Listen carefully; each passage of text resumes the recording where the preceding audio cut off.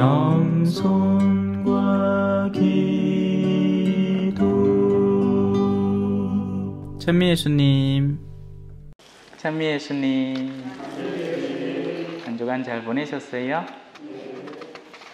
우리 어르신들 얼마나 마음이 이쁜동, 그지요? 자, 오늘 복음을 한번 찬찬히 살펴보도록 하겠습니다.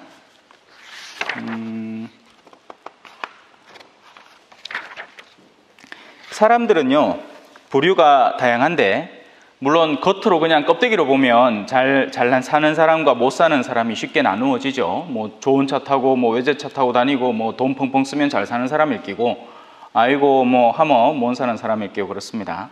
하지만 하느님은 겉을 보시는 분이 아니겠죠. 하느님은 재물을 원하는 분이 아니에요. 하느님은 번제 재물을 원하는 분이 아닙니다. 하느님은 헌신하는 내면을 원하는 분이죠. 그래서 하느님께는 그 내면의 색깔이 중요한 겁니다. 어떤 내면을 갖추고 있는가. 그래서 우리에게 오늘 일독서는, 우리 형제님이 오늘 아주 긴 시간 동안 읽어주신 일독서 안에는 훌륭한 내면을 갖춘 어머니의 모습, 그리고 그 어머니의 충고를 받아들이는 아들들의 모습이 나옵니다. 상징적인 거죠, 어떻게 보면. 왜냐하면 왜 하필 7 아들일까요? 그죠? 물론 뭐 7명 나왔으니까 7이겠지만, 우리 교회 안에서 7이라는 숫자를 어디서 발견할 수 있습니까? 비가 오면 나타나는 7색깔 무지개가 아니고 7색깔 칠성사가 있죠. 그러니까 어머니는 교회를 상징적으로 얘기하고 아들들은 칠성사를 의미하는 겁니다. 그리고 성사적인 가치들이 하나씩 둘씩 무너져 가는 거죠. 세상의 포악함에 맞서서. 혼인은 벌써 엉망진창이 됐죠. 옷에는 뭐 결혼했다 갈라섰다 또 결혼했다 하는 일이 일상화되어 있고, 아예 이제는 결혼 자체를 안 하려고 듭니다. 그러니 혼인이라는 것이 어디에서 힘을 찾겠어요? 두 젊은이가 결혼을 해야 혼인 성사가 힘을 갖는데, 이제는 성사가 무너지는 겁니다. 사람들 성당 안 올라 하죠? 미사 안 올라 합니다. 성체 성사 무너집니다. 교회 봅니까 안 봅니까? 거의 안 봅니다. 왜 봐야 되는지도 몰라요. 옛날에는 신부님만 오면 어떻게든지 내 마음속에 있는 그 짜투리의 흠이라도 용서받고 기쁨을 되찾기 위해서 노력했지만, 지금은 신부님이 맨날 첫날 오고 성당만 가마 앉아갖고 턱을 개고 사람들을 기다리고 있는데도 성사를 안 봐요. 교회 성사도 무너지죠. 뭐 견진 물론 여기 계신 분들은 다 받았겠지만, 예? 요즘 사람들은 견진을 챙겨받지도 않습니다. 그거 왜 받아야 되는데 그거 하고 앉았어요. 예. 뭐 부모님들부터 자녀들의 신앙을 돌보지 않으니까요. 앞으로는 어떻게 될까요? 뭐 그렇게 하나씩 무너지고. 사제성소 있습니까? 안 나요. 누가 신부 보내려고 해, 저 귀한 자식을. 돌았다고 그 고생을 시킵니까? 예? 그 시커먼 옷 입고 결혼도 못하고 돈도 제대로 못 버리는데, 예? 대기업에 들어갔으면 지금 연봉이 뭐 장난이 알긴데, 어디 그 뭐 신부 보내갖고 있는 돈마저도 다 가난한 사람들한테 농갈라주고 앉았고, 뭐 하려고 신부 보내노? 돌았나? 그거 잘 키워갖고 내 나중에 행여라도 늙을 때 내 용돈이나 제대로 챙겨받아야지. 하다가 다 실패하잖아. 그래 할 줄 알았지. 내가 막 허리 뽀라지도록 막 해가 어버키아가 하마 나를 그렇게 사랑해 줄 줄 알았지. 아이고 어디 저 마누라하고 저 자식들하고 놀러나 다니고 핑계 쇽쇽 대고 며느리한테 전화 갖고 어머니 올해는 못 가뵐 것 같아요 하고 앉았고, 옆에 비비지죠. 그러니 사제성소도 무너지는 겁니다. 뭐 더 무너뜨릴까요? 뭐 없어요. 최종적으로는 신앙 자체가 무너지겠죠. 세례를 안 받으려고 할 겁니다. 하루하루 하나씩 죽어가는 거예요.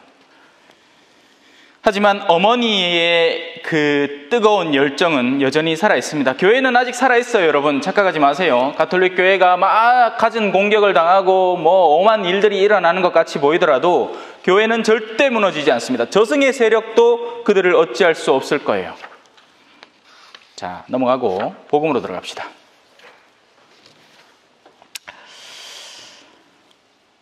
예루살렘이라는 동네는요, 세상적인 아름다움이 거기 다 밀집해 있는 공간입니다. 지금도 사람들은 예루살렘 놀러 가고 싶어서 난리예요. 예.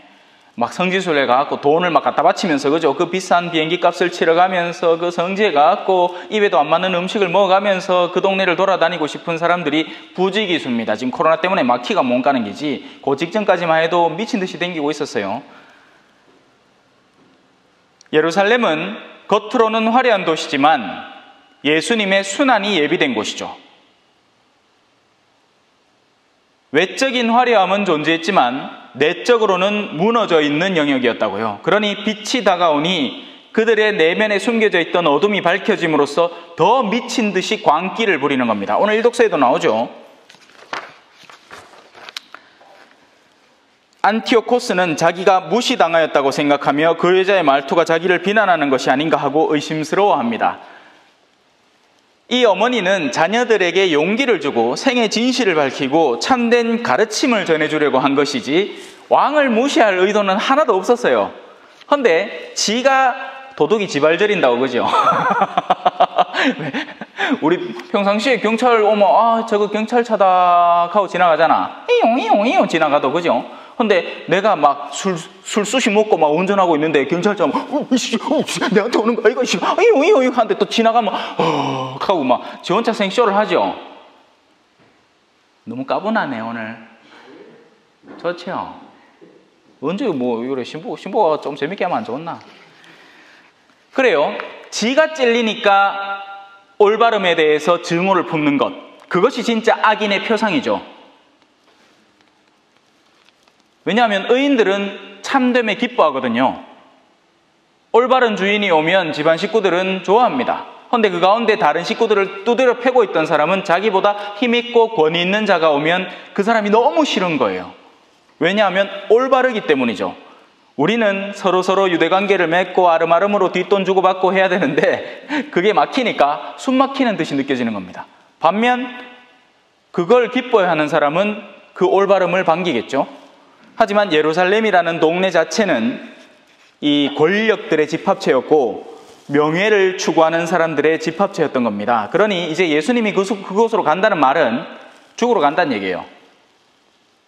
나 죽으러 간다 이 말입니다. 죽어야 부활한게. 자, 그러면서 비유 하나를 들려줘요. 왜? 사람들이 하느님의 나라가 이제 예수님이라는 분, 우리에게 있어서는 메시아 같고 구세주 같은 분이 작정하고 순환당하러 예루살렘으로 가니까 이제 뭔가 뭐 전쟁이 나도 날 것이고 이제 하느님의 나라가 완전히 오겠구나. 그래서 예수님은 그렇지 않다, 그렇게 오는 게 아니다 라는 것을 가르쳐주기 위해서 이 비유를 전하는 겁니다. 예수님이 돌아가신 지 지금 얼마 지났죠? 2021년이 지났죠. 우리가 세고 있는 날수 자체가 이 앗도미눔이라고 했고 주님 오신 이후의 날들을 헤아려서 세아리는 거기 때문에 물론 뭐 정확하진 않아요. 여하튼 중요한 건 그게 아니고 2000년이 지났는데도 아직 안 오셨어. 언제 오실까? 예전에 다미성교에 들어봤어요. 휴거. 그때 사람들 난리 났습니다. 음침한 지하실에 모여갖고 흰옷 전부 다 갈아입고는 이름표 다 달고서는 오늘 밤에 오실란가 싶어가 그하고 앉았지. 근데 12시 뚝 돼갖고 땡땡 하는데 아무도 안 가는 기라. 그래 기자가 그 서 있다가 왜 안 갑니까? 하게 할 말 없어갖고 시간이 좀 잘못되시기라요. 그렇지. 한국은 지금 낮이지만 미국은 밤이거든. 그죠? 자, 하느님의 나라는 그렇게 오는 게 아닙니다. 특정 날짜를 잡아서 오는 게 아니에요. 2000년이라고 오는 게 아니고 2000몇 년이라고 오는 게 아닙니다. 하느님의 나라는 준비된 이에게 오는 것이고 준비되지 않은 이에게 멸망으로 다가오는 것이에요. 자, 이제 비유를 한번 살펴봅시다. 미나라는 것을 나누어 줍니다. 뭐 미나라는 것의 그 의미는 중요한 게 아니고 그냥 값진 무언가라고 생각하시면 돼요. 한 푼씩 준 기라. 그러니까 씨앗이 되는 돈을 준 거죠. 한 사람당 뭐 한 100만 원씩 줬다고 쳐.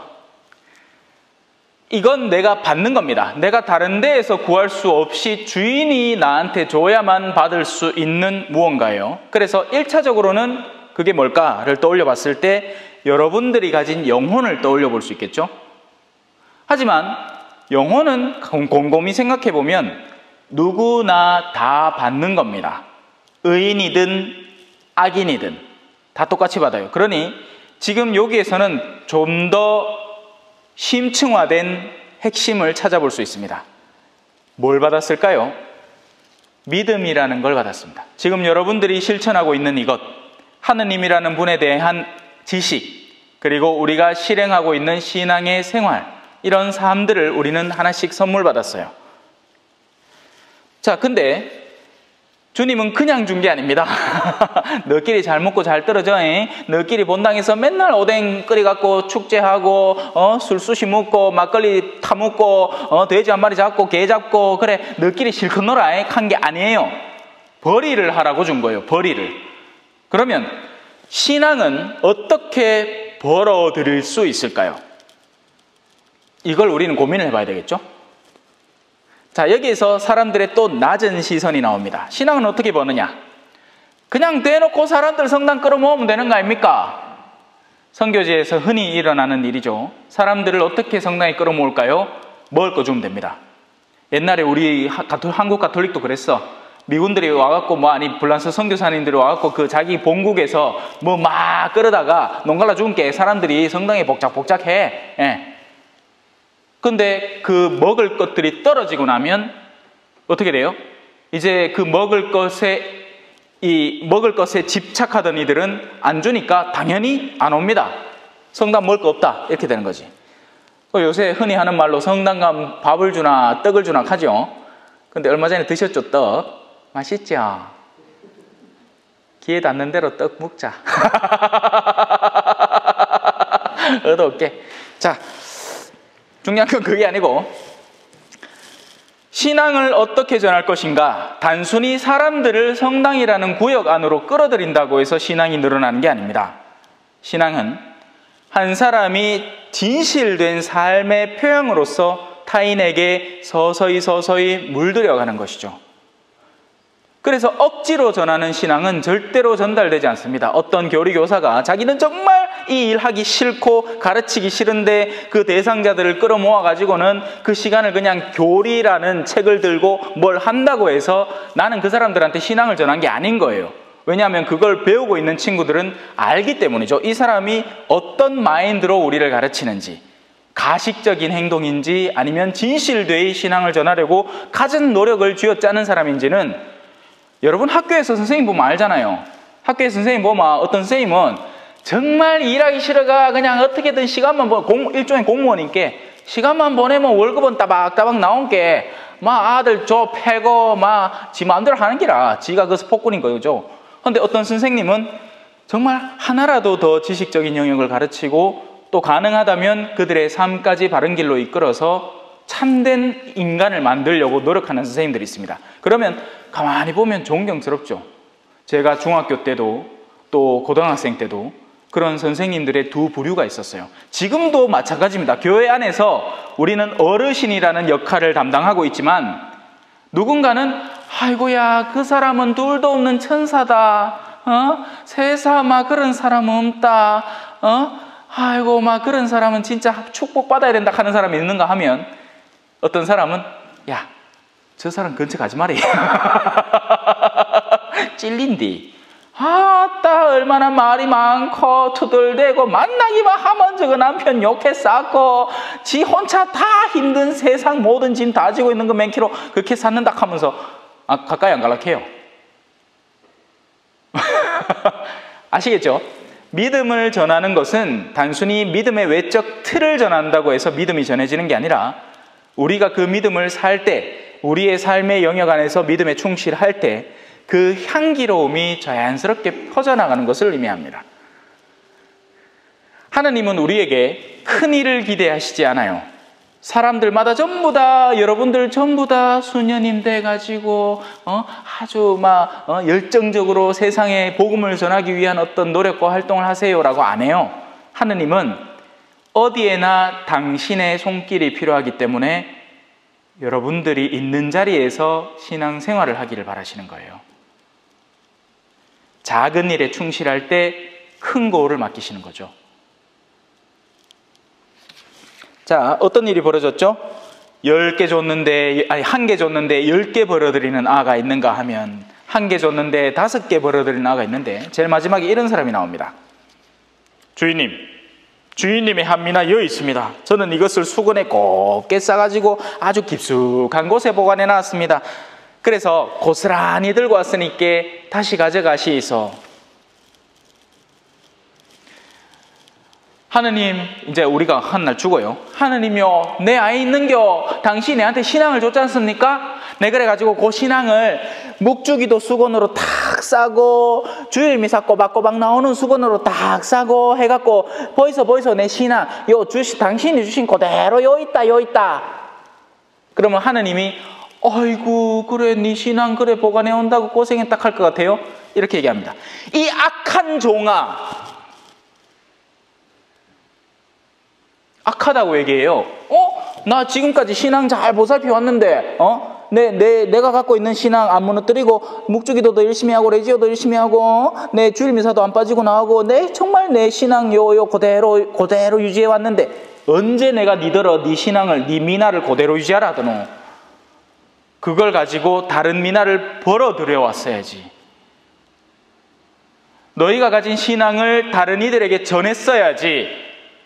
아직 세상에는 하느님의 하자도 모르는 사람이 많고 자신의 여정을 어떻게 가꿔야 될지도 몰라서 어젯밤만 해도 내 창밖으로 누군가가 막 고함을 막 질러서 하면 막 얼마나 시끄럽든지 와 그래 고함을 지르는지 모르겠어요. 노래방에서 노래하는 건데 이해를 하겠는데 밖에 나가고 악 한다 할게는 어떤 또라이가 곱게 술 먹지 그 하면 또 그 가만히 있나 옆에 무슨 여자 목소리 난다 짱이라 뭐 하는 짓거리인지 모르겠어. 자, 여튼 한 개의 미나를 고스란히 간직한 그 영혼은 하느님께 칭찬을 받은 게 아니라 질책을 당합니다. 자, 주인이 이렇게 얘기합니다. 왜 네가 가진 돈을 은행에 넣지 않았더냐? 자, 이 은행은 뭘까요? 여러분, 교회 안에는 봉사직이 존재를 합니다. 비록 우리가 우리 개별로 누군가에게 가서 복음을 전해서 그를 믿음의 영역으로 이끌어드리기는 힘들지만 우리 교회 안에는 우리가 헌신할 수 있고 봉사할 수 있는 영역이 있기 때문에 다른 이가 벌어들이는 믿음의 결과물을 그 봉사직을 통해서 함께 나눌 수 있죠. 예를 들어서 교리를 가르치는 건 신부님이 될 수 있겠지만 그 교리를 가르치는 옆에 와서 이 출석 체크를 해주면서 그 다른 분들의 불편함을 조금씩 도와주려는 그 사람은 신부님이 얻어내는 그 영혼들의 몫을 함께 나누어 받는 게 당연한 겁니다. 그게 은행의 개념이에요. 너무 길죠? 죄송합니다. 이제 다들 지친다 막. 그래요. 그래서 돈 얘기를 하는 게 아니에요. 가진 자는 더 받고 가진 것이 없는 자는 가진 것마저 뺏길 것이다라는 말은 나는 지금까지 얼마나 많은 이에게 영적인 영향력을 미쳐왔고 그것으로 인해서 나는 없는 사람, 그런 것들을 실행하지 않고 없는 사람은 그가 누렸어야 할, 그러니까 예를 들면 이런 거 있잖아요. 조금만 더 할게.